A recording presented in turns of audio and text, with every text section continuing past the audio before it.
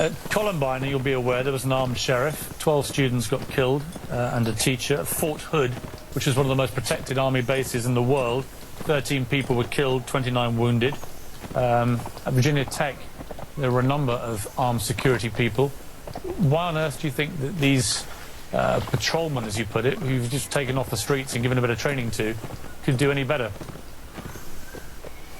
Well, we don't pick them off the streets. They're well trained, and they have the authority under this sheriff.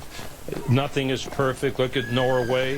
You remember the massacre in Norway that don't even allow guns? So you never can say everything is perfect, but you sure can take action, try to deter any operation. Don't surrender. Don't just talk about it, that every politician seems to be doing. Get something done. So that's what I'm doing. What about this old quaint idea? What about taking guns off the streets rather than flooding the streets with more guns? Well, I don't know. We have a Second Amendment. You know, you've been through this, many conversations about this. You have a First Amendment. There's a Second Amendment. But guns do not kill. People kill. We just had 2 murders, my office investigated by knives. Should we take all the knives away? I mean, where do you draw the line? Well, I suppose where you draw... Here's my point, Sheriff. Here's my point, which I tried to make to Alex Jones, but he was ranting too loudly to really focus on what I was saying. In Britain, we had a Don't take it out on me. No, I won't. In Britain, we had a very similar massacre in Dunblane in Scotland in 1996.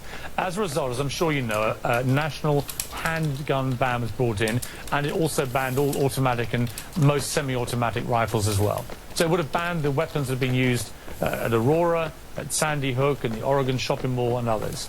And since then, there has been no single shooting at a school in Britain. There have been 2 smaller massacres in that period, both by people who actually had licenses for these arms. But in the main, Britain has been almost gun murder free, and it averages about 35 gun murders a year, as I tried to tell Alex Jones. In America, where you have 300 million firearms in circulation, and you have extraordinarily lax gun control, you have between 11 and 12,000 gun murders a year. Now, Britain is just a fifth of the size of America. 5 times 35 is not 11,000. So clearly, America has a particular problem. It has by far the greatest number of gun murders of any of the 23 richest countries in the world. So again, I put my question to you really is this. Why do people keep propagating a myth that more guns means less gun murder? Yeah, but Pierce, why are you comparing your country with the United States? I believe we have 350 million people that live in this country. I was in London, for your information. I spent a week with BBC. They were following me around on how we operate our jails, but I brought up the gun issue. The media didn't even want to address the gun issue when I said the bobbies should be armed too, because things are changing in England.